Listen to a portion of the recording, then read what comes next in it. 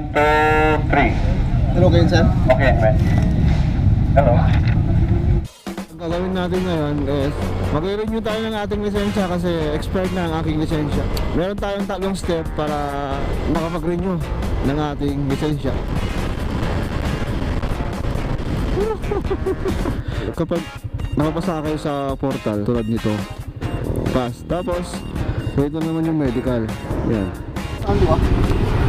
Number 4. Number 4. Tapos na yung ating pag-renew at eto na yung ating license na papel. Stream 1 chain loop best duhan riding pants. Pero di pa lang pudpud yung stock ko eh. Magpapalit din ako. So magkano lahat ng ating nagastos ngayong araw na to? Ang total nun is 935.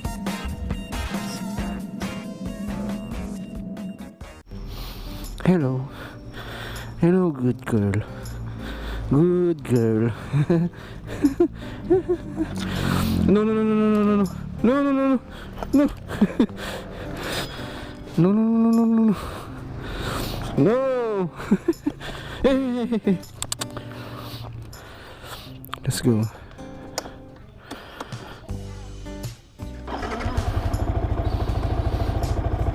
Time check 8:03. So pag nagpapainit ako ng motor sa umaga, hanggang 3 lang ako. Ano lang, hindi ko sinasagal. Okay, gas muna tayo.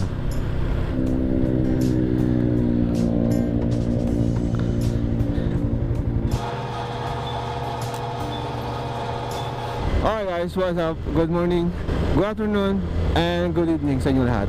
Welcome back sa mundo ng YouTube o sa mundo ng pag-vlog. Medyo matagal-tagal na tayong hindi nakapag-upload. So ito pala yung unang nating vlog sa taong ito.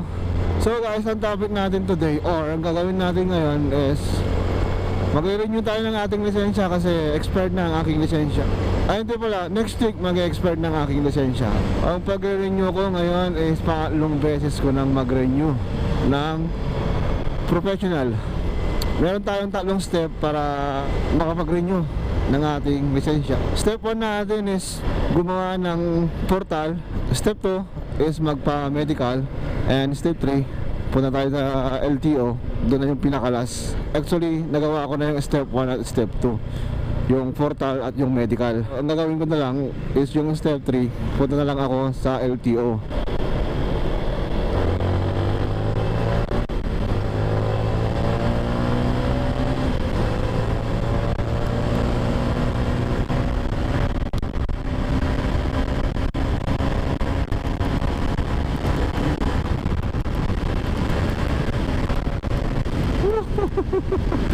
God.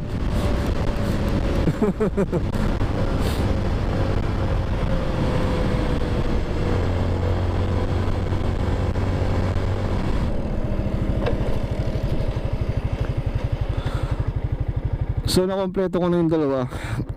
Eto, kapag nakapasa kayo sa portal, meron kayong makikita doon na yung pass. Tapos yung pass na yon is ipiprint nyo. Tulad nito, yung ganyan pass. Tapos ito naman yung medical.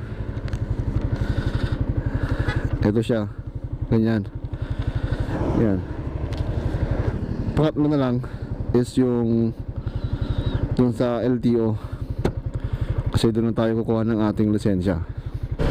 Sa pag-take naman ng exam sa portal, ano lang yun, 25 items lang naman yun. Sa exam na 25 items, to be honest, ayaw kong magsinungaling, no? 3 beses akong bumagsak. Kasi wala naman expiration dun sa exam na yun eh. So yung pang-4 na yun is napasa ko na. Yung portal, pwede mo nang gawin sa bahay nyo. At yung pag-print naman doon sa portal, pag nakapasa ka na, doon na rin sa bahay. Kasi may printer naman doon. So, na-print ko na lang doon para iwas hassle na lang.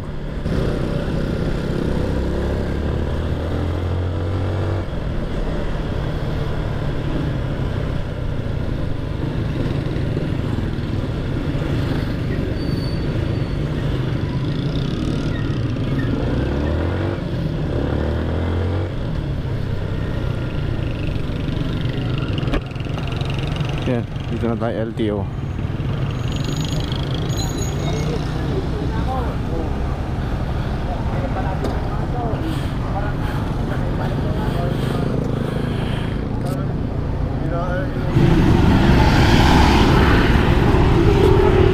Mas may kasama di ba? Venue 1, brother. Highway number 4. Number 4. Number 4.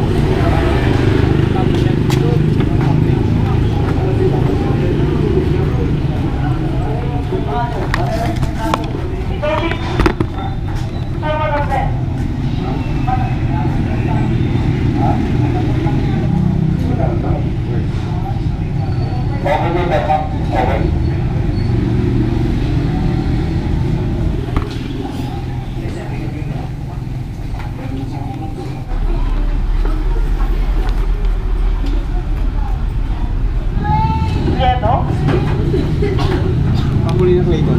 Clayton 585. Okay. Kaluban Vicente. Baldos Michael. Oo ka pa eh?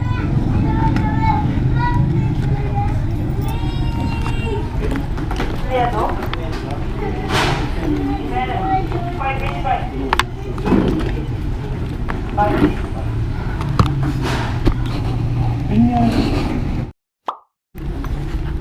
Sir. Huli na Clayton.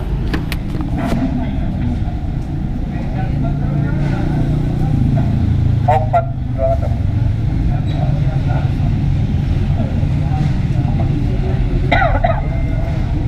Oh, baliwan ba ito? Picture mo? Yes, sir. Na? Yes, sir. Okay, tumugaw nga ron. Oh, kita ang dati kamera. 1, 2, 3. Oh, jeter na, baliwan. Ano, sir? Okay nga ron. Okay na ito, sir. Hello kayo, sir? Okay, man. Hello.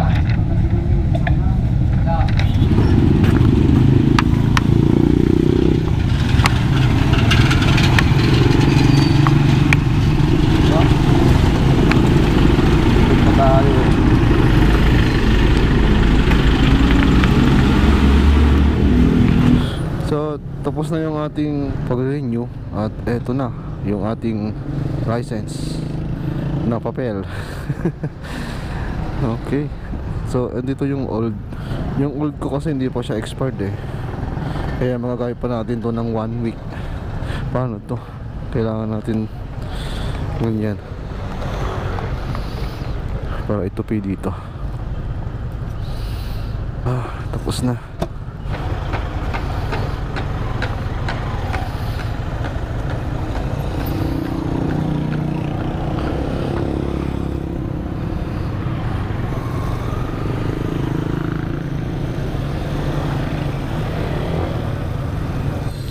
Isang oras lang tayo naghintay at yun, tinawag na yung pangalan natin. 2 beses natawag yung pangalan natin. Yung una, tinawag tayo para magbayad. Then umupo ulit tayo. Then tinawag ulit tayo para magpa-picture na. Doon sa picture, tatanungin ka nila kung babaguhin mo yung picture mo sa old picture, sa old na license mo. Pero ako naman, siyempre oo, nagbago ako ng picture. Then sa autograph naman, tatanungin rin nila kung magbabago ka ng signature, papalitan mo. Eh the same lang naman yung signature ko, kaya hindi ko na siya pinalitan. Ang binago ko lang doon is picture. 10 years yung license natin ngayon eh.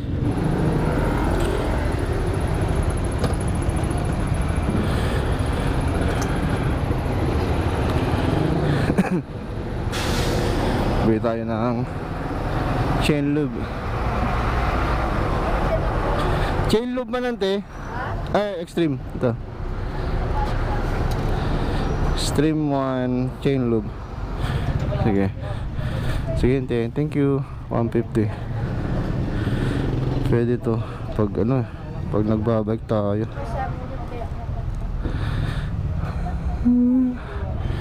Dami dito ano eh. Best Duhan. Ganda rin to, Duhan. Riding pants. Yan, tapos helmet. Tapos oil. Ito yung ginagamit ko sa sa TMX. So mag-ship din ako sa sa Shell Advance sa sniper ko. Pero hindi to yung long ride or ultra. Pero di pa naman pudpud yung stock ko eh. Magpapalit rin ako. May CVT din daw ito. Sige ante.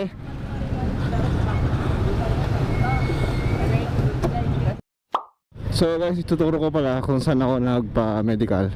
So dito ako nagpa-medical sa, ang tawag dito? So dito tuturo ko sa inyo. So yan, dito ako nagpa-medical.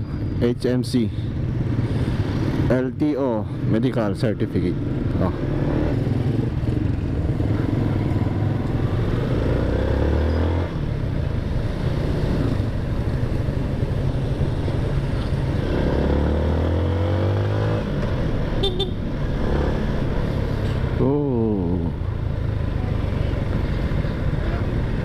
Oh my God, sobrang daming tao. Oh, parang box office yung no? Yung bangko, di ba?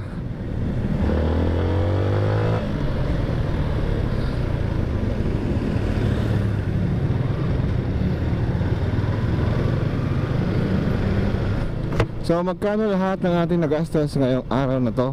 So isa-isahin natin, no? Unahin natin yung step 1 doon sa portal. Wala naman ako masyadong nagastos doon kasi doon naman ako sa bahay gumawa. May printer naman kami doon. Ay doon ko na pinaprint yung aking portal. Doon naman sa step 2 yung medical certificate. Guys, ganito yan, no? Bago kayo magpa-medical, mas better na pumunta muna kayo sa LTO. Tanungin nyo muna kung ano yung mga accredited. Sila rin yung magtuturo kung saan ka magpa-medical.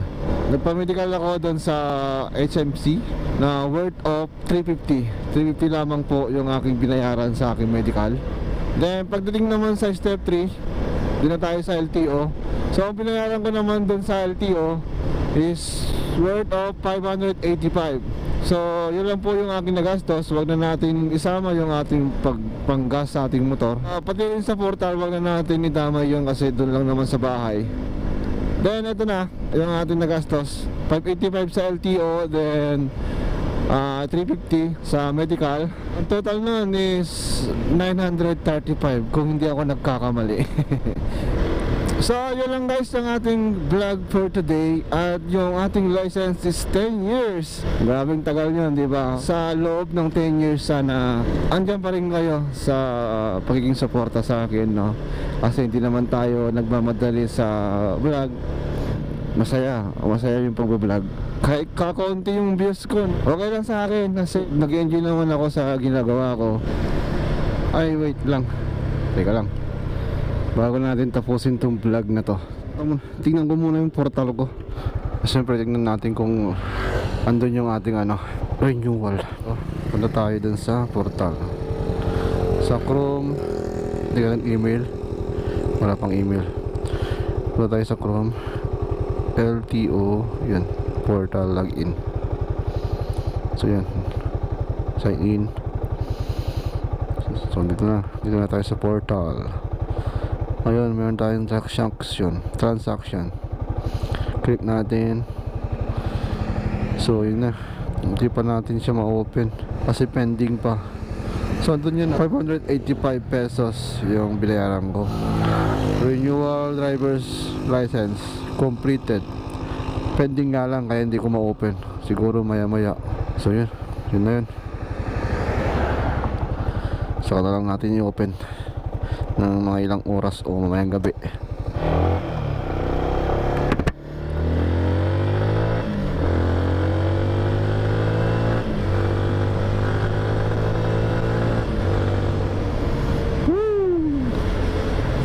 Oh my God, Dugi.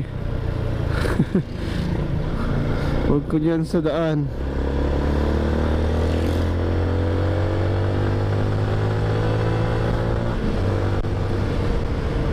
So guys, dito ko na tatapusin ang aking vlog. See you sa next vlog. Bye bye.